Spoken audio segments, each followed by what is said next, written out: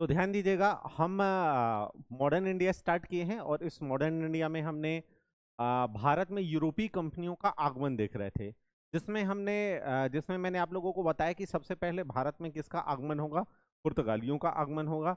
पुर्तगाली के बाद डच आएंगे, डच के बाद अंग्रेज आएंगे, और अंग्रेज के बाद डेन और फ्रांसीसी, और इन सभी में आपस में प्रतिद्वंदिता होगी। और इसी संघर्ष में सबसे आखिरी में कौन जीत जाएगा, अंग्रेज। और अंग्रेज फिर आने वाले लगभग 300 वर्षों के लिए भारत को अपना उपनिवेश बना लेंगे, और यहाँ पे वो शासन और सत्ता आएंगे व्यापार करने के लिए, और व्यापार करने के बहाने यहाँ पे अपनी शासन सत्ता को ही क्या कर देंगे, स्थापित कर देंगे। ठीक है। तो इसी क्रम में हमने देखा कि आखिर कैसे पुर्तगाली आते हैं, फिर पुर्तगाली के गवर्नर आते हैं, और वो लोग कैसे भारत में अलग अलग जगह में अपना अधिकार स्थापित करते हैं। इसके बाद डच आते हैं, तो डच सीधे टक्कर नहीं लेते हैं पुर्तगालियों से, और वो लोग मसाला छोड़ करके किसका व्यापार करने लगते हैं, यहां से किसका व्यापार करने लगते हैं, हाँ, किसका, सूती वस्त्र का। और सूती वस्त्र के साथ साथ देखिएगा आगे चल करके ये लोग नील और शोरा, क्योंकि उस समय जो है तो सूती वस्त्र बन रहा था, और सूती वस्त्र सफेद कलर का रहता था तो वो गंदा हो जाता था, तो उसमें क्या चढ़ाते थे, गंदे होने से बचाने के लिए नील चढ़ाते थे। जैसे आप छोटे बच्चे होगे तो वो कभी आप लोगों के स्कूल में एक दिन व्हाइट ड्रेस लगता होगा, लेकिन जब स्कूल से लौट के आते होगे तो वो व्हाइट नहीं रह जाता था। ठीक है। कई लोग अगर रास्ते में बारिश हो गई, अगर किसी से लड़ाई हो गई, तो घसोड़ घसोड़ के अगर मारे किसी को कीचड़ में, तो वो क्या हो गया, कीचड़ के कलर का। तो इसीलिए मम्मी लोग उसमें क्या चढ़ा दिया करती थी, नील चढ़ा दिया करती थी, या फिर आगे चल करके उजाला आ गया। ठीक है। तो अब देखिएगा तो यही नील की भी खेती होने लगी, और नील के साथ साथ शोरा। तो डच यहां तक सीमित रह गए, तो डचों की पुर्तगालियों से टक्कर नहीं होगी। क्यों? क्योंकि दोनों के व्यापार का जो माल है वो क्या है, प्रोडक्ट अलग अलग है। लेकिन अब यहां पे लड़ाई होगी। क्यों लड़ाई होगी? क्योंकि आएंगे अंग्रेज। हालांकि अंग्रेज ऐसे कोई शक्तिशाली नहीं थे, मैंने कल के ही लेक्चर में बताया कि सबसे ज्यादा शक्तिशाली नौसेना स्पेन और पुर्तगाल की थी, और ये दोनों संयुक्त रूप से क्या करते थे, सैन्य अभियान करते थे, और संयुक्त रूप से सभी जगह क्या करते थे, जाते थे। ठीक है। लेकिन अंग्रेज चिटपुट लूटपाट किया करते थे, लेकिन आगे चल करके अंग्रेजों ने यूरोप में क्या किया, स्पेन और पुर्तगाल, इनकी संयुक्त सेना को, इनकी नेवी को, नौसेना को हरा दिया। तो इनको हरा देने से क्या संदेश गया, अंग्रेजों को एक मोटिवेशन आया, और जब इनको ये मोटिवेशन आया तो ये कहां की ओर कूच करेंगे, पूर्व की ओर, कि जब हम उनको उनकी धरती पर हरा सकते हैं तो विदेश की धरती पे तो हम हरा सकते हैं। आज के लेक्चर के बाद आपको समझ में आएगा कि कितनी बार अंग्रेज हारे, कितनी बार अंग्रेज हारे, लेकिन वो हार नहीं माने। लगातार एक आदमी आया, परमिशन मांगा, नहीं मिला, दूसरा आया, गया, नहीं मिला, तीसरा आया, नहीं मिला, चौथा जगह ही छोड़ दिया, दूसरी जगह में फैक्ट्री लगाया, फिर पांचवा आएगा तो लड़ करके फिर भी बादशाह परमिशन नहीं देगा, फिर अगला आएगा तो फिर वो कैसे कूटनीति से, क्या मतलब, डटा रहा, लड़ा रहा। और वो एक कहावत है ना, युद्ध जीतता वही है जो मैदान नहीं छोड़ता है, और जो मैदान छोड़ देगा तो वो तो फिर वहीं पे कहानी क्या है बताइए, खत्म है। तो इसी चीज को आपको, अंग्रेजों की एक जो लगन है, जो अंग्रेजों का एक जो जुनून है, किसी आदमी को उसका क्या जिताता है बताइए, जुनून जिताता है, उसकी जिद उसको जिताती है, उसकी लगन उसको जिताती है। जीत के लिए, कामयाबी के लिए पागलपन चाहिए। अगर आपके अंदर वो पागलपन नहीं है तो निश्चित रूप से कामयाबी नहीं मिलेगी, चाहे कैसी भी परिस्थिति आ जाए। ठीक है। तो अब ये EIC, ईस्ट इंडिया कंपनी, थोड़ा सा इसका हम बैकग्राउंड समझते हैं, है ना। अभी भारत में क्या चल रहा है समझिए। देखिए, अभी भारत में ये चल रहा है कि मैंने आप लोगों को बताया था कि मैक्सिमम जगह में किसका कब्जा है, पुर्तगालियों का। मैंने बताया ना, केरल, कोचीन, आगे बढ़ेंगे अपनी राजधानी, ये पूरा मालाबार तट अपने कब्जे में कर लेंगे, आगे बढ़ेंगे गोवा अपनी राजधानी बना लेंगे, फिर आगे जाएंगे तो बंबई। ठीक है। कहाँ पहुंच जाएंगे, बंबई पहुंच जाएंगे, सालसेट पहुंच जाएंगे, यहाँ के द्वीपों को। ठीक है। अच्छा, अब यहाँ पे ध्यान देना, ये जो सूरत नामक बंदरगाह है यहाँ पे, ठीक है, यहाँ पे जो सूरत है, तो यहाँ की स्थिति ये है कि ये बहुत बड़ा बंदरगाह है। सूरत का बंदरगाह कैसा है बताइए, बहुत बड़ा बंदरगाह में, और यहाँ पे बहुत सारे लोग व्यापार कर रहे हैं। कौन कौन व्यापार कर रहा है सूरत में? तो सूरत के स्थानीय व्यापारी, फिर मुगल। अच्छा, मुगल कैसे व्यापार करते तो समझना, तो मुगल के जो परिवार के रिश्तेदार हुआ करते थे, तो उन्हें एक्स्ट्रा इनकम यानी और ज्यादा पैसा कमाना होता था। जो शासन करेगा, जैसे आज नेता है तो पैसा कौन कमाएगा? नेता के भाई भतीजे। आ रहे हैं समझ में? ठीक है, वही उन्हीं की बड़ी बड़ी फैक्ट्री होगी, उन्हीं की बड़ी बड़ी चीजें होंगी। जैसे आपने देखा कि पेट्रोल में क्या मिलाया जाना था? इथेनॉल। तो इथेनॉल की पूरी फैक्ट्री किसकी आ गई? समझ रहे हो? तो वही नेता के किसके बताइए? लड़कों की, भाई भतीजे की। तो मुगल लोग कैसे व्यापार करते थे? इन्हीं के रिश्तेदार लोग, जिन्हें क्या कहते थे? शाही घराना कहते थे। तो यही शाही घराना के लोग क्या किया करते थे? ये भी व्यापार कर रहे हैं। देखो कौन कौन व्यापार कर रहा है, यानी मुगल व्यापार कर रहे हैं। और मुगल के कौन कर रहे हैं बताइए? शाही घराने के लोग व्यापार कर रहे हैं। ठीक है, इसके बाद और कौन व्यापार कर रहा है? यहां सूरत में जो स्थानीय व्यापारी हैं, तो वो स्थानीय व्यापारी भी व्यापार करेंगे। ठीक है, इसके अलावा कौन कर रहा है? पुर्तगाली भी कर रहे हैं। इसके अलावा कौन कर रहा है? डच भी कर रहे हैं। इतने, और ये सब कहां से? यहां पे आपका अरब देश है। ठीक है, और अरब में मैंने बताया था होरमुज में पुर्तगाली लोग कब्जा कर लिए हैं। और होरमुज के बाद यहाँ पे आपका यमन देश है। यहाँ पे एक द्वीप है जिसका नाम क्या है बताइए? पढ़ाया था आपको, सोकोट्रा, है ना? तो यहाँ पे भी लोगों ने कब्जा करके रखा है। ये भी पुर्तगाली के कब्जे में है और ये भी पुर्तगाली के कब्जे में है। आ रहा है समझ में? ठीक है, लेकिन इतने सारे लोग सूरत बंदरगाह से व्यापार कर रहे हैं। ठीक है, अब यहां पे हम स्थिति देखते हैं क्या है। तो पुर्तगाली लोग यहां भी अपने क्षेत्र को क्या कर दिए हैं बताइए? बढ़ा दिए हैं। ठीक है, अब यहां आगे चल करके जब आंध्र प्रदेश की सीमा लगेगी, किसकी सीमा लगेगी? आंध्र प्रदेश की सीमा लगेगी। तो आंध्र प्रदेश की सीमा में यहां पे डच रहेंगे। कौन रहेंगे बताइए? डच। और मैंने बताया था ना कि डच जाकर के कहां बताइए? यहां जावा हो गया और इंडोनेशिया हो गया। तो ये वाला क्षेत्र किसका हो गया था बताइए? डचों का हो गया था। लेकिन मैक्सिमम एरिया जो है वो किसका है बताइए? पुर्तगालियों का है। ठीक है, फिर इसके बाद ये लोग पुर्तगाली लोग कहां? यहां भी पहुंच जाते हैं। ठीक है, लेकिन यहां भी कौन पहुंच जाते हैं? डच पहुंच जाते हैं। अब बात आती है अंग्रेजों की। अब पुर्तगाली डचों की क्यों लड़ाई नहीं होगी? क्योंकि ये अलग माल बेच रहे हैं, वस्त्र बेच रहे हैं, और ये क्या बेच रहा है? मसाला। अगर मसाला में हाथ डाल देते डच, तो क्या हो जाता? बहुत जबरदस्त प्रतिद्वंदिता हो जाती और ये लोग यहां स्थापित नहीं हो पाएंगे। हालांकि आगे चल करके हम देखेंगे तो पुर्तगाली और अंग्रेज में मित्रता हो जाएगी। क्यों? क्योंकि पुर्तगाल की राजकुमारी जो ब्रिगांजा रहेगी, उसकी शादी हो जाएगी चार्ल्स द्वितीय से। तो पुर्तगाली और अंग्रेज एक हो जाएंगे। तो ये लोग यहां लड़ेंगे ही नहीं। क्यों नहीं लड़ेंगे? क्योंकि दोनों में वैवाहिक संबंध स्थापित हो गया है। और इस प्रकार यहां से पुर्तगाली किसकी छुट्टी कर देंगे? कल पढ़े थे 1759 के वेदरा के युद्ध में पुर्तगाली किसको परास्त कर देंगे? डचों को। और डच अपना बोरिया बिस्तर समेट के कहां चले जाएंगे? यहां, क्योंकि ये इंडोनेशिया से मसाले का व्यापार करते थे और अब वस्त्र की उतनी डिमांड भी नहीं रह गई। ठीक है, चलो अब समझना बात को। अब आएंगे अंग्रेज। तो आपसे सबसे पहला क्वेश्चन यहां पे अराइव होता है कि आखिर अंग्रेज ईआईसी कंपनी आती है तो वो सूरत ही क्यों आती है? ठीक है, बाकी जगह क्यों नहीं जाती है? और भी तो कहीं भी जा सकती थी। तो इसलिए नहीं जाती है क्योंकि सब जगह किसका कब्जा है? पुर्तगालियों का। अब बीच की छोटी मोटी जगह में किसका कब्जा है? डचों का।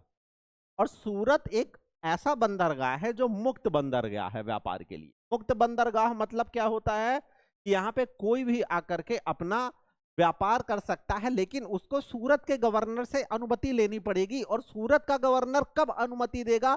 जब उस समय भारत का शासक अनुमति देगा। और उस समय भारत में मुगल में कौन बैठते थे? जो मुगल बादशाह हुआ करते थे। जैसे आज प्रधानमंत्री, तो उस समय क्या बोला जाता था? बादशाह।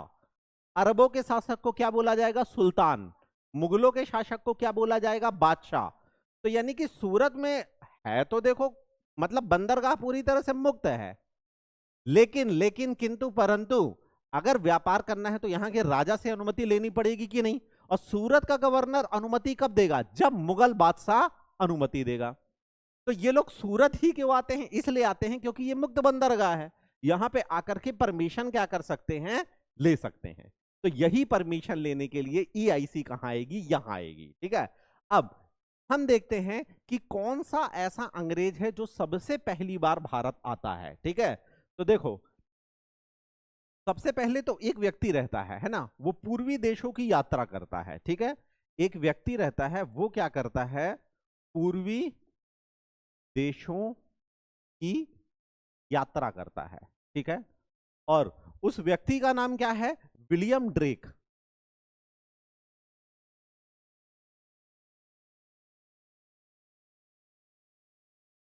फिफ्टीन 1579 में, 1579 में। देखो 1579 में एक व्यक्ति कहां से चलता है? वहां से लंदन से चलता है और आता है लंदन से, तो आ करके वो कहाँ की यात्रा करता है?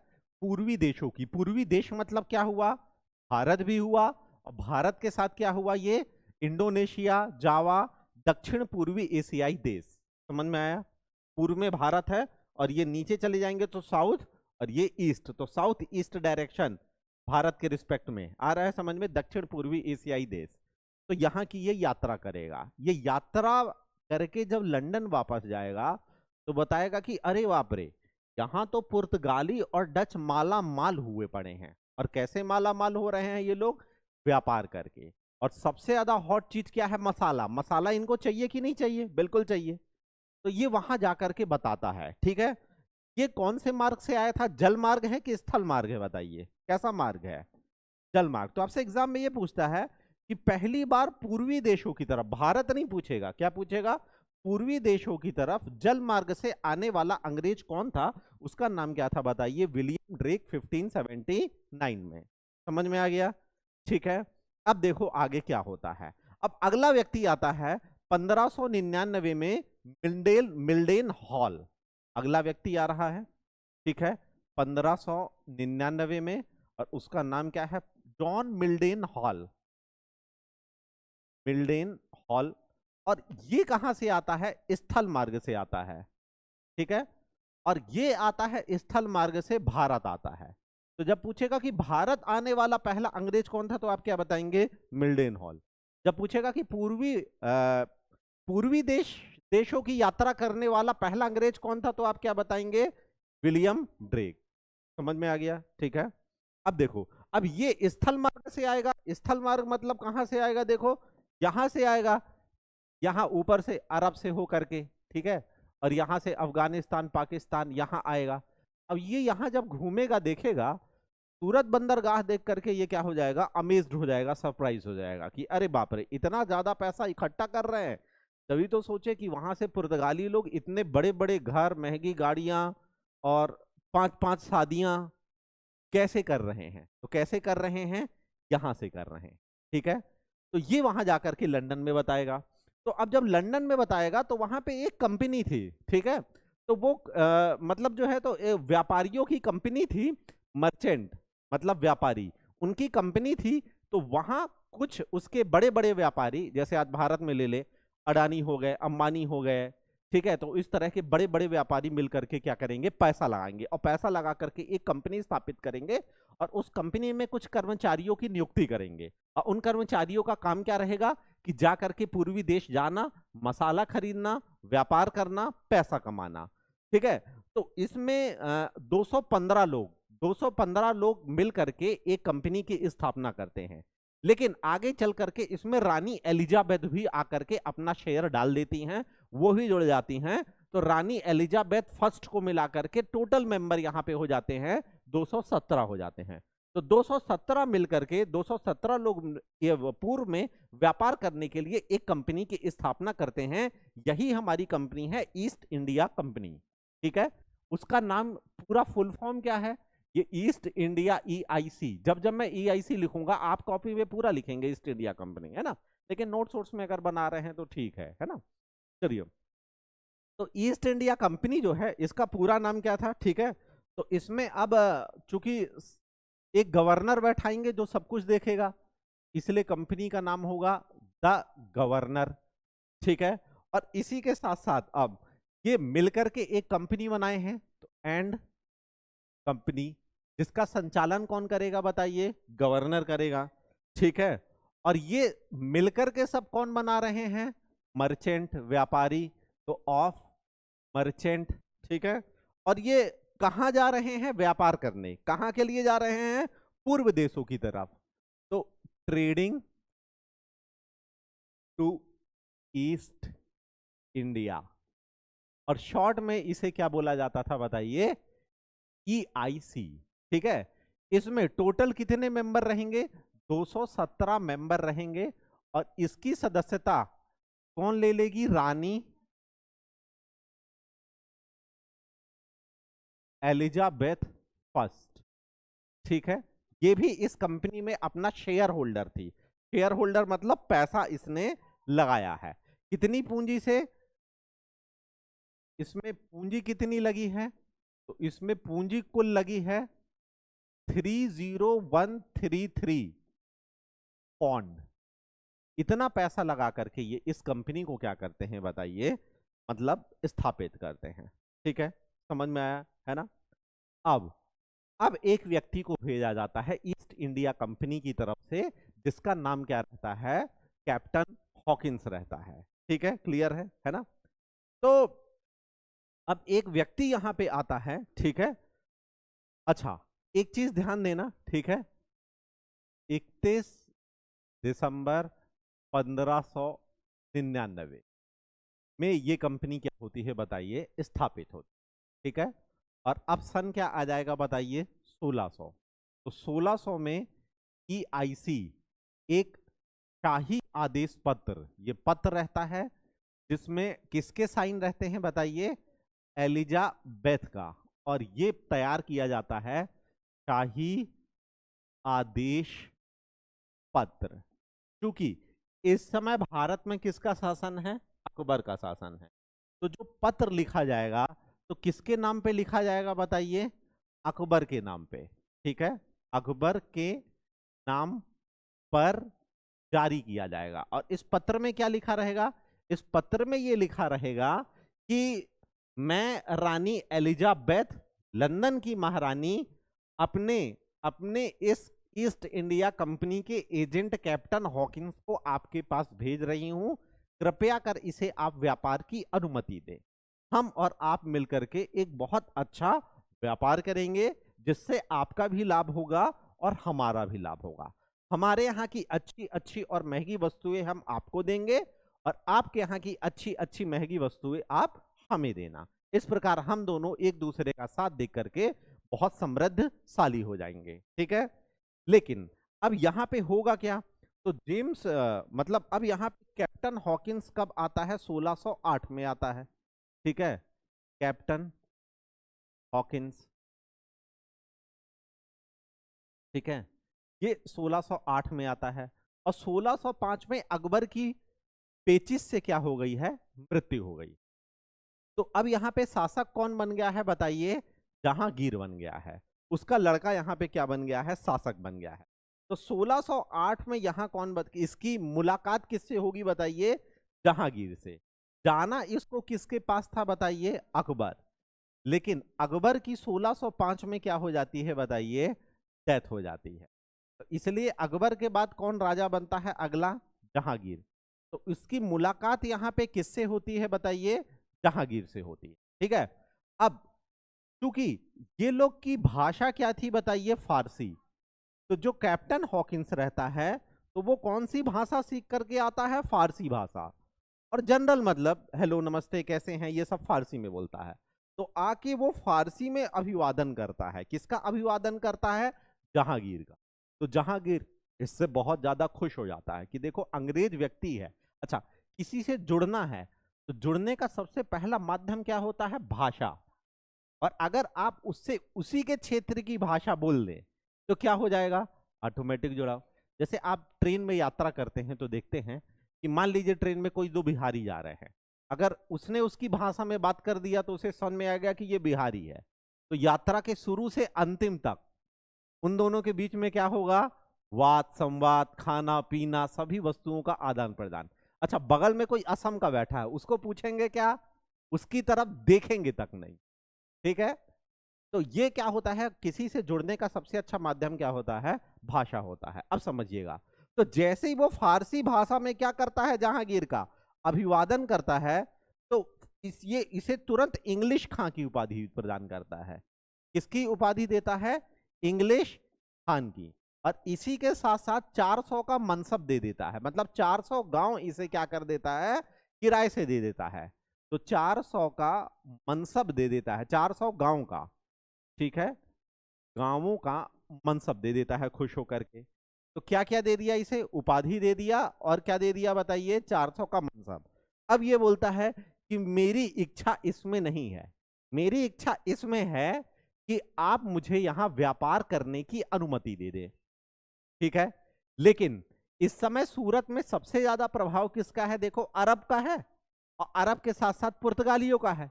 तो अरब और पुर्तगाली बोलते हैं कि नहीं, इसे अनुमति बिल्कुल नहीं देना, वो भड़का देते हैं। तो अनुमति देगा जहांगीर, क्या नहीं देगा। समझ रहे हो बात को, ठीक है। तो इस प्रकार इसे यहां व्यापार करने की अनुमति नहीं मिल पाएगी। लेकिन इसके साथ एक व्यक्ति आता है जिसका नाम विलियम फिंच रहता है। ठीक है, कैप्टन हॉकिंस के साथ एक व्यक्ति आता है जिसका नाम क्या रहता है बताइए, विलियम फिंच। ठीक है, अब ये जब अनुमति मांग रहा होता है, कौन बताइए, कैप्टन हॉकिंस। तो ये क्या कर रहा होता है उस समय, पूरे सूरत के व्यापारी नगरी का निरीक्षण कर रहा होता है कि कहां कहां पर क्या है, सूरत में क्या है। और इसी कसम में बोलता है, वो सोचता है कि अनुमति तो वो दे नहीं रहा है, तो जब हम कहीं जाते हैं शॉपिंग करते हैं कि नहीं करते हैं, तो ये कुछ माल खरीद लेगा। बोले अनुमति बाद में मिलती रहेगी, मैं क्या करता हूं कि कुछ माल खरीद लेता हूं और जहाज से कहां वहां ले जाकर के बेच दूंगा। लेकिन माल को कहीं रखने के लिए, जैसे आप दिल्ली शॉपिंग करने जाओगे तो होटल करोगे कि नहीं, शॉपिंग का सामान वहां लाके रखोगे कि नहीं। तो इसको भी ये बोला कि यार कहां रखे ये सब सामान। तो इसके लिए यहाँ पे एक अस्थाई, अस्थाई मतलब समझ रहे हो ना, स्थाई नहीं, अस्थाई, टेम्परेरी, नॉट परमानेंट, एक टेम्परेरी फैक्ट्री कहां पे खोल देता है बताइए, सूरत में। तो ये 1608 में इसके साथ आया, और ये इतना चालाक व्यक्ति था कि सामान इकट्ठा किया और 1608 में सूरत में अस्थाई फैक्ट्री खोल दिया। इस फैक्ट्री को अस्थाई क्यों बोला गया, क्योंकि इसे ना तो सूरत के गवर्नर ने परमिशन दी है, ना मुगल बादशाह ने परमिशन दी है, तो ये वैलिड नहीं है। तो एग्जाम में पूछता है कि अंग्रेजों के द्वारा स्थापित सबसे पहली फैक्ट्री पूछेगा, तो आप क्या बताएंगे, सूरत। लेकिन पूछेगा यहां अस्थाई और स्थाई, तो ये अस्थाई है, तो अस्थाई कहां पे, सूरत। आगे चल करके मछलीपट्टनम में स्थाई खोलेंगे। समझ रहे हो बात को कि नहीं। अच्छा, एनसीईआरटी में भी ये गलत लिखा हुआ है, एनसीईआरटी में लिखा हुआ है कि पहली फैक्ट्री कहां पे, मछलीपट्टनम में है, जबकि सही आंसर क्या है, सही आंसर ये होगा कि पहली फैक्ट्री सूरत में। अब यहां पे क्वेश्चन यूपीएससी में बना था स्थाई और अस्थाई, तो अस्थाई पूछेगा तो सूरत, और 1611 में आगे जाकर के अभी हम पढ़ेंगे कि मछलीपट्टनम में स्थाई फैक्ट्री खोली जाएगी। समझ में आया इतना। तो अब इसको सफलता नहीं मिल पाई, बिल्कुल भी सफलता इसको नहीं मिल पाई। तो अब क्या होगा, अगला व्यक्ति आएगा, तो अगला व्यक्ति 1611 में आएगा। ये लोग क्या करके चले गए, समझ में आ गया, परमिशन मिली है क्या, स्थायी रूप से फैक्ट्री बन पाई है क्या, व्यापार कर पाएंगे क्या, नहीं। तो इसी के लिए अब वहां से वो अब राजा बन जाता है यहाँ पे जेम्स प्रथम। तो जेम्स प्रथम एक व्यक्ति को बोलता है, अच्छा ये पूछेगा, जहाजों के नाम भी मैं बता दूं कि हॉकिंस किससे आया था, तो हेक्टर जहाज से आया था। किससे आया था, हेक्टर जहाज से आया था, है ना। आजकल एग्जामों में भी और केवीसी में भी जहाजों के नाम पूछता है, ठीक है। चलो, अब केबीसी में फोन ऑन लगाना यार तुम लोग, अगर किसी का लग जाएगा तो हमें दे देना। चलो, समझ में आया कि नहीं आया। अब 1611 की बात करते हैं हम। 1611 में दूसरा व्यक्ति आता है जिसका नाम क्या रहता है, मिडिलट। और ये जो मिडिलट रहता है ये किस जहाज से आता है, रेड ड्रैगन जहाज से। ये अंग्रेजों का बहुत पॉपुलर जहाज था, ये जो रेड ड्रैगन जहाज था, ठीक है। ये इतना ज्यादा मतलब मजबूत था कि इससे जाकर के ये दक्षिण पूर्वी एशियाई देश तक भी चले जाते थे। और दक्षिण पूर्वी एशियाई देशों में सबसे महत्वपूर्ण जावा, जावा में जो आपका वेंटम है, मैंने बताया था ना, वहां पे कौन बैठा था, आपके डच लोग चले गए थे। तो वेंटम में आगे चल करके अंग्रेज लोग कब्जा कर लेंगे। समझ में आ रहा है, 1601 में। लेकिन वहां हम उसे इसलिए नहीं पढ़ेंगे, वहां का इतिहास हमें नहीं पढ़ना है, ठीक है। तो ये इनका जहाज जो था रेड ड्रैगन, ये बहुत मजबूत जहाज था। इससे पूरी तैयारी के साथ आता कि मैं तो परमिशन लेकर के ही जाऊंगा चाहे कुछ भी हो जाए। तो जैसे ये आएगा, कहां पे आएगा बताइए, यहां सूरत में आएगा। अब यहां पे किसके जहाज रहेंगे बताइए, पुर्तगाली। ठीक है। तो जैसे ही पुर्तगाली दूर से देखेंगे कि अरे यार ये लोग तो मान ही नहीं रहे हैं, दोबारा आ गए, इनको अनुमति नहीं मिली लेकिन उसके बाद भी दोबारा आ गए, तो यहाँ पे पुर्तगाली और अंग्रेज के बीच झड़प हो जाएगी। एक छोटी सी झड़प होती है जहाज के बीच में, दोनों में लड़ाई, जिसमें अंग्रेज जीत जाएंगे। तो यहां से संदेश क्या जाएगा पूरे भारत में कि भैया पुर्तगाली से भी सबसे ज्यादा मजबूत कोई है, और वो कौन है? अंग्रेज है। और ये लोग पूरी तैयारी के साथ आए थे इस बार, ठीक है। तो पूरी तैयारी के साथ आए थे ये लोग। यहाँ पे क्या करते हैं बताइए? झड़प हो जाती है और ये लोग यहाँ पे क्या है बताइए? जीत जाते हैं। समझ में आया? ठीक है। अब क्योंकि अब इस झड़प में क्या हुआ, पुर्तगाली तो हार गए, ठीक है, लेकिन अब पुर्तगालियों को लेकिन फिर भी यहाँ पे अनुमति नहीं मिल रही थी। क्यों अनुमति नहीं मिल रही थी? मैं बता रहा हूं ना, इतनी आसानी से जहांगीर अनुमति नहीं देगा, क्योंकि पुर्तगालियों ने मुगल बादशाह को खुश करके रखा है। कैसे खुश करके रखा है?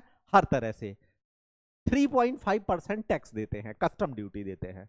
इसी के साथ जो जो कपड़ा पुर्तगाल और स्पेन का राजा पहनता है वो 2 जोड़ी बनाया जाता है, एक जहांगीर के लिए और एक उसके लिए। और जहांगीर बहुत ही शौकीन और विलास भोग वाला व्यक्ति था।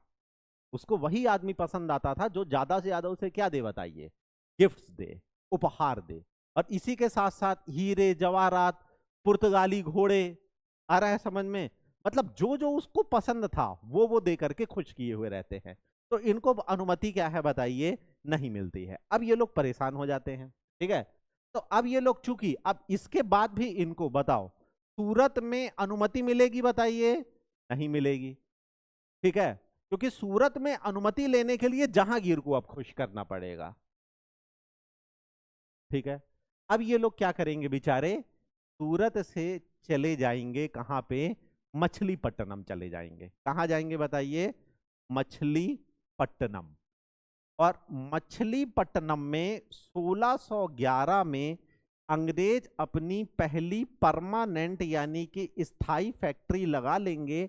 और मछलीपट्टनम में यहां पे कौन बैठा है बताइए? डच। डच इन्हें नहीं रोकेंगे क्योंकि डच किसका व्यापार करते हैं? वस्त्रों का। समझ में आया? तो सूरत में सफलता नहीं मिली, फिर भी ये लोग नहीं हारे और अपने जहाज को लेके कहां चले गए? मछलीपट्टनम में। और 1611 में मछलीपट्टनम में स्थायी फैक्ट्री लगा दिए। तो प्रश्न पूछेगा कि अंग्रेजों ने अपनी पहली स्थायी, अगर केवल पहली फैक्ट्री पूछ दिया तो भी आंसर सूरत जाएगा, लेकिन पहली स्थायी फैक्ट्री तो 1611 में और मछलीपट्टनम में, ठीक है। और डच लोग भी इनसे नहीं लड़ेंगे, क्यों? क्योंकि दोनों के व्यापार के मुद्दे क्या है बताइए? अलग हैं, ठीक है, क्लियर है। अब इस तरह इन लोगों ने यहां पे क्या कर दिया बताइए? कदम रख दिया। समझ में आया? ठीक है, क्लियर है। अब यहां पे क्या होगा कि एक व्यक्ति आएगा, ठीक है, उस व्यक्ति का नाम रहता है 1612 में थॉमस वेस्ट। 1612 में अगला व्यक्ति आएगा जिसका नाम क्या है बताइए? Thomas West. अब इसे बोला जाएगा कुछ भी हो जाए, देखो कैप्टन हॉकिंस भी सफल नहीं हो पाया, मिडलेट ने तो चलो अच्छा काम किया, क्या कर दिया? मछलीपट्टनम में। लेकिन तुम कुछ भी करना, अनुमति लेकर के ही आना जा करके, चाहे कुछ भी हो जाए। तो अब बहुत बड़ी लड़ाई होगी फाइनली सूरत में। सूरत का ही एक द्वीप है जिस द्वीप का नाम क्या है? सुआली द्वीप। और इस सुआली द्वीप में बहुत भयंकर लड़ाई होगी जिसे सुआली का युद्ध कहते हैं। किसकी बताइए? अंग्रेजों की और पुर्तगालियों की, जिसमें फाइनली अंग्रेज बहुत ही अच्छी तरह से क्या है बताइए? जीत जाते हैं। इससे यह साबित हो गया कि अंग्रेजों की नौसेना बहुत ज्यादा सर्वश्रेष्ठ और मजबूत है। इनने यहां पुर्तगालियों के छक्के छुड़ा दिए। तो सूरत का गवर्नर जैसे यही देखेगा कि अब तो जल में दूसरी ताकतवर शक्ति आ गई है, तो अब तो उसे अनुमति देना ही पड़ेगा। तो अब फाइनली जाकर के सूरत का गवर्नर यहां क्या कर देता है? अनुमति दे देता है। और जब सूरत का गवर्नर अनुमति दे दिया तो जहांगीर यहां पे क्या कर देता है? साइन कर देता है। और फाइनली इनकी सूरत में भी फैक्ट्री स्टैब्लिश हो जाती है 1613 में, ठीक है। 1613 में सूरत में क्या बन गई? फैक्ट्री। और इनको क्या मिल गई? जहांगीर से अनुमति, ठीक है। तो अब सूरत में पूछेगा स्थायी फैक्ट्री कब आई? 1613 में, और अस्थाई फैक्ट्री 1608 में। समझ में आ रहा है, सब क्लियर हो रहा है? ठीक है, चलो अब क्या होगा यहाँ पे, इससे बहुत ज्यादा नाराज हो जाएंगे पुर्तगाली और कौन, अरब व्यापारी। तो ये दोनों जाएंगे कहां, राजकुमार के पास, जहांगीर का बेटा खुर्रम। आ रहा है समझ में? वो भी बहुत शौकीन मिजाज का। तो अरबों के पास बहुत अच्छे किस्म का क्या रहता था बताइए, अफीम। और पुर्तगालियों के पास बहुत अच्छे किस्म का क्या बताइए, तमाकू। तो एक जन ले जाकर के क्या दे दिए बताइए, तमाकू, और एक जन क्या दे दिए, अफीम। बोले आप लीजिए, मस्त रहिए एकदम, ये दुनिया आपको एकदम रंगीन लगने लगेगी। तो अब क्या होगा बताइए, तो अब खुर्रम को ये सारी चीज दे दे करके, उसको नशा करा करके इतना खुश कर देंगे कि खुर्रम बोलेगा कि ठीक है, अंग्रेजों की स्थायी फैक्ट्री पापा ने तो परमिशन दे दी है, उसको कैंसिल तो कर नहीं सकते। तो पुर्तगाली और अरब उसको दिमाग देते हैं कि एक काम करो, इनकी रातों की नींद हराम कर दो। बोले कि पुर्तगाली केवल दिन में व्यापार करेंगे, रात में, सॉरी, अंग्रेज दिन में व्यापार करेंगे, रात में वापस अपने जहाज में चले जाएंगे। अब इससे बहुत दिक्कत होगी कि नहीं, डेली माल लाओ, चढ़ाओ माल, अंग्रेज बहुत ज्यादा परेशान हो जाएंगे।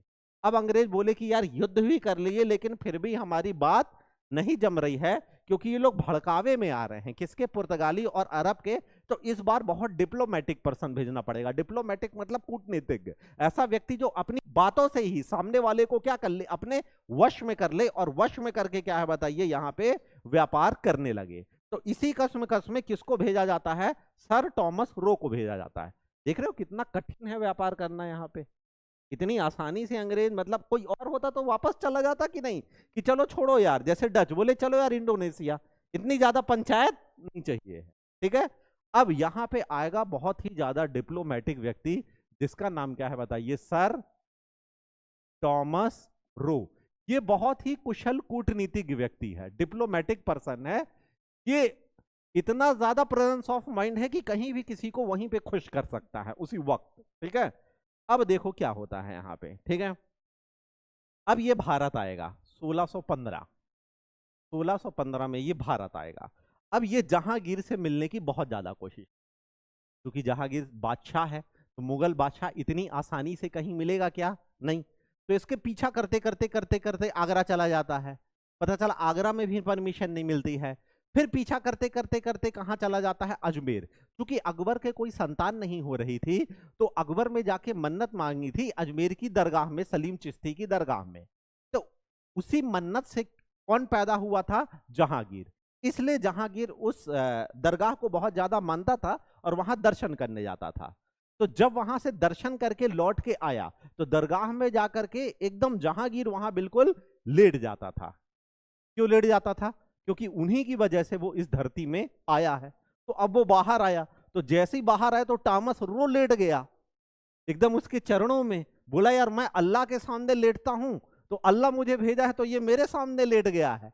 तो बोले बताओ तुम्हारी क्या इच्छा है, इसी वक्त मैं पूरा करूंगा। तो सर टॉमस रो क्या हो जाता है बताइए, खुश हो जाता है यहाँ पे, और बोलता है कि आप हमें सूरत बंदरगाह में कौन, अरब और पुर्तगाली बहुत ज्यादा परेशान कर रहे हैं, जबकि हम उनको ऑलरेडी सुवाली के युद्ध में मतलब वो कर चुके हैं, और बोलते हैं कि रात में तुम अपने घर चले जाओ। तो फिर जहांगीर इस आदेश को क्या कर देता है, मतलब खुर्रम के आदेश को कैंसिल कर देता है। इससे खुर्रम भी नाराज हो जाता है। ठीक है, अब इस आदेश को कैंसिल कर दिया, तो इनको राहत मिली कि नहीं मिली। तो अब टॉमस रो की वजह से अंग्रेजों को सूरत के व्यापार में राहत मिली। ठीक है, लेकिन अभी भी ये पूरी तरह से खुश नहीं हुआ है, क्योंकि ये क्या चाहता है, व्यापार में यहां पे एकाधिकार। जहांगीर बोलता है अच्छा अब ये जाने लगा, बोले राहत तो मिल गई। बोले क्यों क्यों क्यों, सुनो इधर आओ।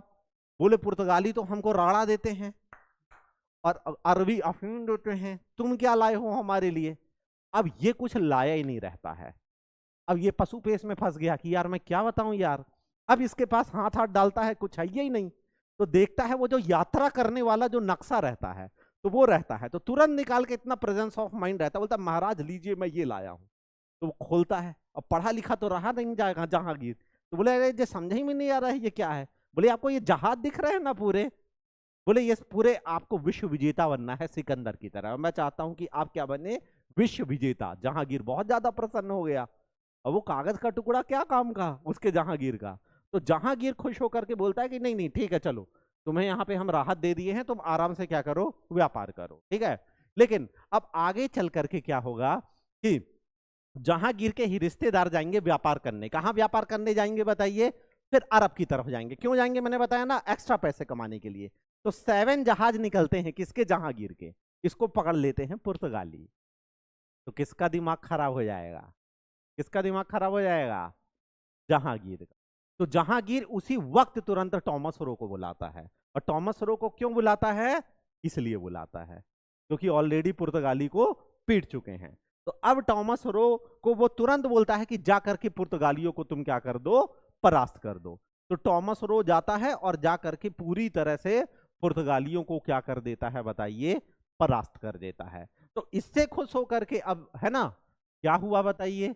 ठीक है, जहांगीर था, जहांगीर के कितने जहाज जा रहे थे? उसके भाई भतीजे 7। और ये सामान्य जहाज नहीं थे, शाही जहाज, है ना। कहां जा रहे थे? अरब जा रहे थे। क्या करने के लिए जा रहे थे? व्यापार। इनको कौन पकड़ लेगा? इन जहाज को कौन पकड़ लेगा? पुर्तगाली। तो जब पुर्तगाली पकड़ लेंगे तो इससे कौन नाराज हो जाएगा? जहांगीर। तो जहांगीर किसको तुरंत याद करेगा? किसको बुलाएगा? टॉमस रो को। तो टॉमस रो आक्रमण कर देगा। किस पे कर देगा? ये तो बैठा ही था। मतलब देखो, इतनी आसानी से परमिशन नहीं मिलेगी, वो दे दिया, चरणों में भी जाके लौट गया। लेकिन फिर भी जब ये धर्म संकट में फंस गया तब उसको याद किया। तो जब इसके संकट में उसने साथ दिया तब जाके परमिशन मिली। समझ रहे हो? और तुम्हें तो खाली एक एग्जाम निकालना है, उसके लिए परेशान हो। समझ रहे हो? ठीक है। अब यहां पे कौन? टॉमस रो जीत गया। अब देखो, यहां पे बोल दिया कि जो 3.5% टैक्स देते थे, कौन देते थे? पुर्तगाली। कस्टम ड्यूटी देते थे, वो अब नहीं देना पड़ेगा। और सूरत आज से अंग्रेजों के लिए कर मुक्त व्यापार। इसका मतलब क्या हुआ? इनको कोई भी टैक्स यहां पे नहीं देना पड़ेगा। समझ में आया? मुगल बादशाह की, क्योंकि ये अस्मिता की, इज्जत की बात थी। तो इज्जत किसने बचाया पुर्तगालियों से? टॉमस रो से। अब तो खुश होकर के उसने बोला, मुकेम्बो खुश हुआ, जो मांगना है मांग लो। उसने मांग लिया और इस प्रकार इनकी यहां पे क्या हो गई? देखो, स्थायी फैक्ट्री भी लग गई है और कर मुक्त व्यापार मिल गया। तो कर मुक्त व्यापार हो गया तो अब कैसा व्यापार करेंगे बताइए? एकदम दिन रात एक कर देंगे अब, क्योंकि टैक्स इनको देना ही नहीं है, लेकिन दूसरों से टैक्स भी लेना है। तो दोनों तरफ से माला माल हो रहे हैं कि नहीं हो रहे हैं? ठीक है।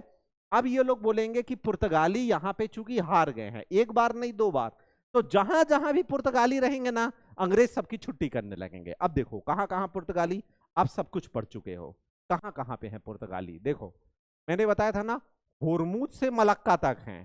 समझ में आया? तो ये लोग जाएंगे कहां पे बताओ? होर्मुज।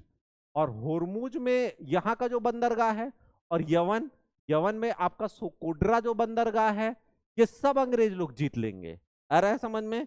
एक लाइन से मतलब क्या करने लगेंगे बताइए? इन लोगों को क्या करने लगेंगे? छुट्टी करने लगेंगे। आ रहा है समझ में? लेकिन अब यहां बीच में क्या होगा? 1634 में एक घटना होगी, ठीक है। यहां पे भी कौन आ गए हैं? अंग्रेज। अंग्रेज सूरत, सूरत में भी किसका कब्जा हो गया है? अंग्रेज का। और यहां मछलीपट्टनम में भी कौन आ गया है बताइए?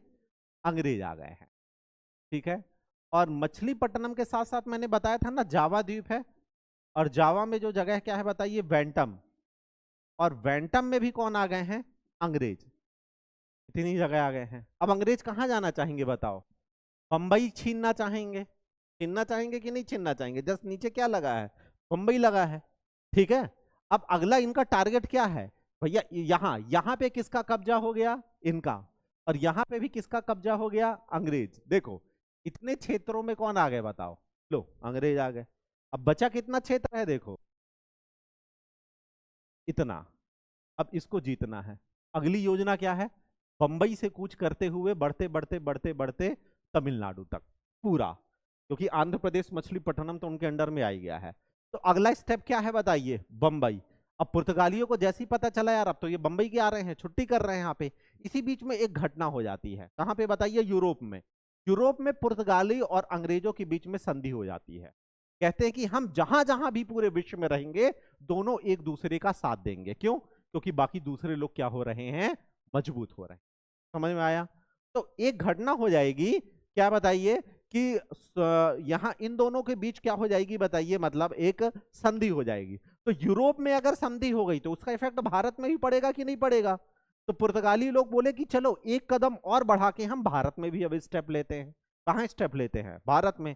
भारत में भी हम इनको अपने साथ, क्योंकि यूरोप में साथ हैं, अब भारत में ये लोग अटैक ना करे, डर है पुर्तगाली को नहीं। तो उसी उसी समय पुर्तगालियों ने देखा कि हमारे यहाँ कोई लड़की है तो ब्याह देते हैं उसको, तो रिश्ता हो जाएगा। तो उसी समय देखा उन्होंने कि गोवा, ठीक है, गोवा में कौन बैठा है बताइए? पुर्तगाल, ठीक है। और सूरत में कौन बैठ गया है? अंग्रेज। तो उसी समय पुर्तगाल की राजकुमारी थी, पुर्तगाल की एक राजकुमारी थी, कैथरीन ब्रिगांजा। तो कैथरीन का विवाह किससे कर दिया जाता है? ब्रिटिश राजकुमार से। ब्रिटिश राजकुमार, और ब्रिटिश राजकुमार का यहाँ पे जो नाम है वो नाम क्या है बताइए? चार्ल्स द्वितीय। चार्ल्स द्वितीय। अब यहाँ पे शादी हो जाती, एक कदम बढ़ा के ये लोग यहाँ पे स्टेप ले लिए। तो अब बताओ, अब इन दोनों के बीच में लड़ाई होगी क्या? नहीं, क्योंकि अब यूरोप में भी संधि हो गई, अब लो वैवाहिक संबंध हो गया। तो अब जब वैवाहिक संबंध हो गया तो उन्होंने बोला कि यार वैसे ही हमारे पास यहाँ पे ऑलरेडी 3 द्वीप हैं, तो एक काम करते हैं। इन्होंने क्या कर दिया? दहेज में बंबई दे दिया। दहेज में, ये शादी कब हो रही? 1661 में। कब हो रही है? 1661 में। और दहेज में बंबई दे दिया। बंबई किसको दे दिया बताइए? अंग्रेजों को दे। इससे यहाँ पे यहाँ का जो शासक रहता है, पुर्तगाली शासक बंबई का, ठीक है, उस समय जो पुर्तगाली शासक है बंबई का, मार्ल मोरो, वो बहुत ज्यादा नाराज हो जाता है। ठीक है, वो बोलता है कि बंबई को मैंने बहुत मेहनत से विकसित किया है, छत्रपति शिवाजी टर्मिनल बनाया है, पूरा आर्किटेक्चर बनाया है, इतना स्थापित किया है, तुम फालतू में दहेज में क्यों दे रहे हो? शादी यदि कर दिए ठीक है ना, और ये दहेज में बंबई देने की क्या आवश्यकता है? लेकिन यहाँ पे पुर्तगाली का वो जो वहां पे राजा रहता है, बोला तुम शांत रहो, बेटी का विवाह है, देंगे मतलब देंगे। तो बंबई दे देता है। तो यहीं पे माल मेरो कहता है कि भारत में पुर्तगालियों का पतन शुरू। क्यों शुरू? क्योंकि बंबई किसके पास चला गया है? उनके पास। आज भी आप देख रहे हैं ना, बंबई आर्थिक नगरी कितनी मजबूत है, कितना पैसा कितना व्यापार हो रहा है वहां पे। 1-1 लाख तो वहां फुल्की खिलाने वाले कमा रहे हैं। कमा रहे हैं कि नहीं कमा रहे हैं बताइए? ठीक है, अब देखो, समझना बात को, ठीक है। अब तो यहीं पे अब अंग्रेज लोग, अब ये चार्ल्स द्वितीय बोलेगा मैं तो वहां बैठा हूं यार, क्या करूं मैं? तो ये ईआईसी को, ठीक है, किसको? ईस्ट इंडिया कंपनी को क्या दे देता है? 10 पौंड पर ईयर पे, 10 पौंड पर ईयर रेंट पे दे देता। किसको दे देता है? ईआईसी, ईस्ट इंडिया कंपनी को दे देता है कि चलो लो, अब कंपनी यहां पे क्या करेगी? राज करेगी। और आगे चल करके ये लोग इसी बंबई को अपनी प्रेसिडेंसी बना देते हैं। अंग्रेज लोग बंबई को क्या बना देते हैं? प्रेसिडेंसी बना देते। ठीक है, प्रेसिडेंसी मतलब क्या होता है? वहां पे शासन इनका रहेगा और यहां का एक प्रमुख व्यक्ति रहेगा। आ रहा है समझ में? है ना?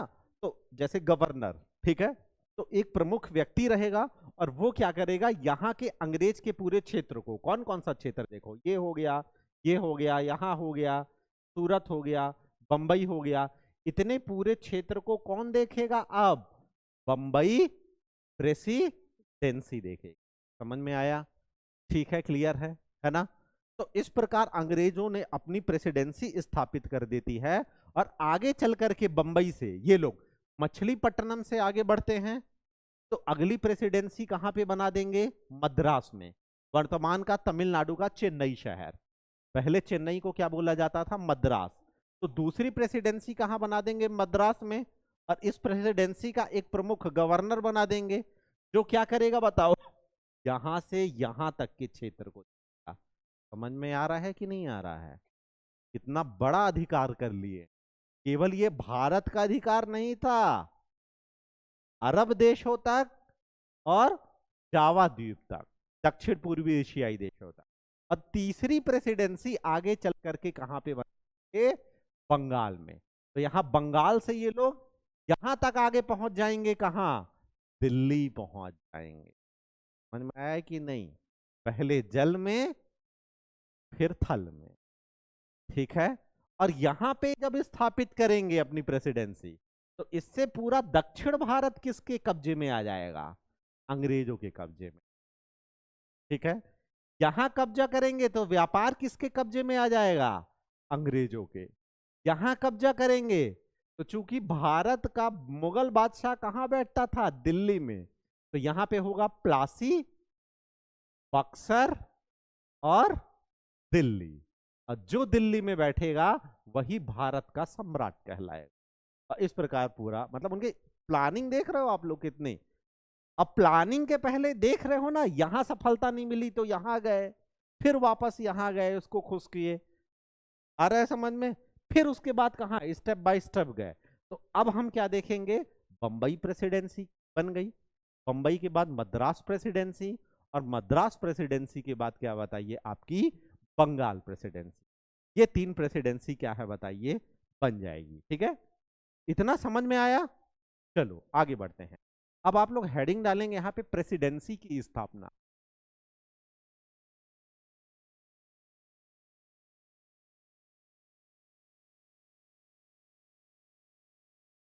पहले, सबसे पहले कहां पे बनाएंगे? बंबई प्रेसिडेंसी, बंबई के बाद मद्रास, और मद्रास के बाद बंगाल, ठीक है। और यहां से पूरे शासन को अपने नियंत्रण में ले लेंगे। तो अब बात आती है कि मद्रास प्रेसिडेंसी कैसे बनी।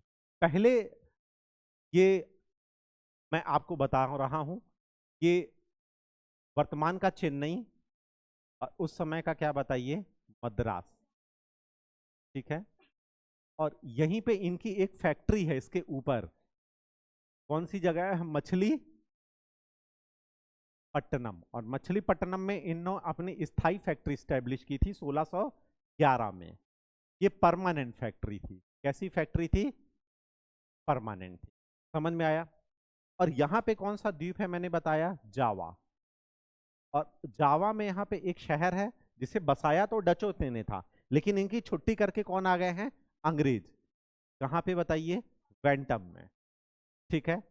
तो ये पूरा क्षेत्र किसके अंडर में है? अंग्रेजों के, ठीक है। तो इसको पूरा नियंत्रण करेंगे किसके माध्यम से? ये लोग यहाँ पे मद्रास प्रेसिडेंसी के, किसके माध्यम से? मद्रास प्रेसिडेंसी। समझ में आया? ठीक है, क्लियर है ना। तो यहां पर क्या होगा कि एक जगह है जिसका नाम है चंद्रगिरी, ठीक है। यहां पे एक जगह है, ठीक है। इस जगह का नाम क्या है बताइए? चंद्रगिरी। हालांकि यहां पे हम देखेंगे तो विजयनगर साम्राज्य था, ठीक है। आगे चल के विजयनगर साम्राज्य का पतन हो जाता है, तो यहाँ पे चंद्रगिरी नामक शहर में एक स्वतंत्र शासक बैठ जाता है। और उस स्वतंत्र शासक का नाम क्या रहता है बताइए? आड्यार। क्या नाम रहता है? आड्यार। ये हम क्या देख रहे हैं? आखिर मद्रास प्रेसिडेंसी कैसे बन रही है, क्या देख रहे हैं हम? ये क्या समझ रहे हैं कि मद्रास प्रेसिडेंसी कैसे बनी, इसको समझ रहे हैं कैसे बनाया इन्होंने। तो कैसे बनाया? फैक्ट्री यहां थी, यहां ये थे, और इस क्षेत्र से ये लोग नियंत्रण करते थे। तो ये क्षेत्र से यहां नियंत्रण करना कठिन हो रहा था कि नहीं कठिन हो रहा था? और इन्होंने यहां पूरा स्टेब्लिश होना है, क्योंकि सबसे ज्यादा मसाला और सबसे ज्यादा फायदा आप कहां पे है बताइए? यहाँ पे। उसके लिए यहां बैठना पड़ेगा। फैक्ट्री में बैठेंगे क्या? नहीं, अपनी जमीन चाहिए। तो जमीन कहां से लाएं? तो चंद्रगिरी का शासक था आड्यार। तो उस समय यहाँ पे अकाल पड़ा, तो इसने क्या किया कि यहाँ की जमीन को, मतलब जैसे आज भी सिक्किमी में खेती करने के लिए देते हैं ना, तो उसी तरह पट्टे में पट्टे में ये क्या कर रहा था बताइए? जमीन दे रहा था। क्या कर रहा था बताइए? पट्टे में, अस्थायी तौर पे। 1 वर्ष का इतना दे देना, अगले वर्ष इतना दे देना, जैसे लीज पे जमीन लीज पे रहती है, तो उसी तरह लीज पे यानी पट्टे पे ये जमीन दे रहा था, ठीक है। तो इसी पट्टे पर जमीन किसने ले ली? यहाँ पे अंग्रेजों ने ले ली। कहां पे बताइए? मद्रास में, ठीक है। और यहीं पे पट्टे में जमीन लेकर के इन्होंने 1639 में एक शहर बसाया, और उस शहर का नाम क्या है बताइए? मद्रास। तो आपसे पूछेगा कि मद्रास नामक नगर को किसने बसाया? तो अंग्रेजों ने बसाया। और वो व्यक्ति का नाम क्या था? Francis day. फ्रांसिस डे, इस व्यक्ति ने मद्रास नगर को बसाया। और यहां की जमीन पट्टे में किससे लिया? चंद्रगिरी के शासक अड्यार से। इस प्रकार यहां पे क्या बन गया बताइए, मद्रास किसके अंडर में आ गया, अंग्रेजों के अंडर में आ गया। और तुरंत इनने यहां पे क्या कर दिया बताइए, अपना किला बना दिया सेंट फोर्ट जॉर्ज।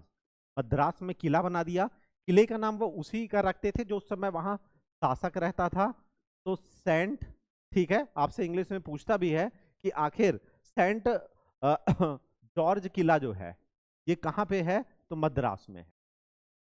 कब बनाया गया ये सब, 1639 में मद्रास नगर बसाया गया और सेंट जॉर्ज किला बनाया गया।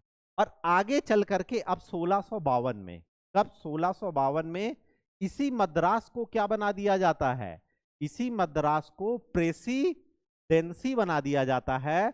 अब यहां पे एक गवर्नर बैठेगा जो अब इतने पूरे क्षेत्र में नियंत्रण करेगा, मतलब ये पूरे क्षेत्र में, और अब यहां से नियंत्रण होगा कहां, वेंटम।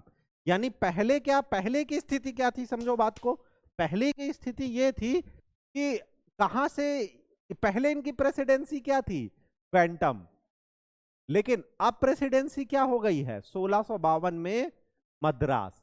तो प्रेसिडेंसी इन्होंने क्या कर दिया है, शिफ्ट। अब सारे काम कहां से होंगे, मद्रास से होंगे, पूरा अधिकार हो गया, समझ में आया। तो ये थी इनकी स्ट्रेटेजी, क्या, मद्रास प्रेसिडेंसी को बसाने की। समझ में आ गया आप लोगों को, ठीक है। और बंबई प्रेसिडेंसी तो आप देख ही लिए कैसे बसा दिए, दहेज ही में मिल गया, है ना, तो उसको दोबारा पढ़ने की आवश्यकता नहीं है। अब जब दहेज में मिल गया तो वहां से प्रेसिडेंसी बना लिए और उतने पूरे क्षेत्र में अपना राज कर दिए। तो हमने बंबई को तो अभी पहले ही देख लिया है और देखा मद्रास को। अब हम लास्ट देख रहे हैं किसको बताइए, बंगाल को।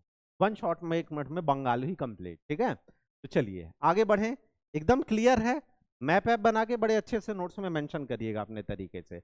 आज जाते ही साथ, जैसे घर आया करो ना, खाना पीना खा के तुरंत पढ़ने बैठ जाओ, तुरंत तुरंत का ताजा है तुरंत बना लो और बना के रिवीजन कर लो। कितना टाइम लगेगा, आधे घंटे से ज्यादा नहीं लगेगा सब नोट डाउन करने में, ठीक है। और जो सोचोगे कल कर लेंगे तो क्या होगा, पिछला इकट्ठा होता जाएगा। समझ रहे हो कि नहीं समझ रहे हो, ठीक है। चलो अब तीसरी प्रेसिडेंसी हमारी क्या है बताइए, बंगाल प्रेसिडेंसी। अब समझना, ठीक है। तो बंगाल प्रेसिडेंसी ये लोग कैसे बनाएंगे समझना, ठीक है। तो अब यहां पे बंगाल में इस समय नवाब है, मुगल शासक तो दिल्ली में है, उसके अंडर में यहाँ पे बंगाल में कौन है, नवाब।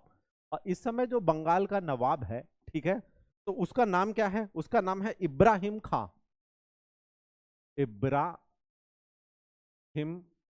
खां, ठीक है।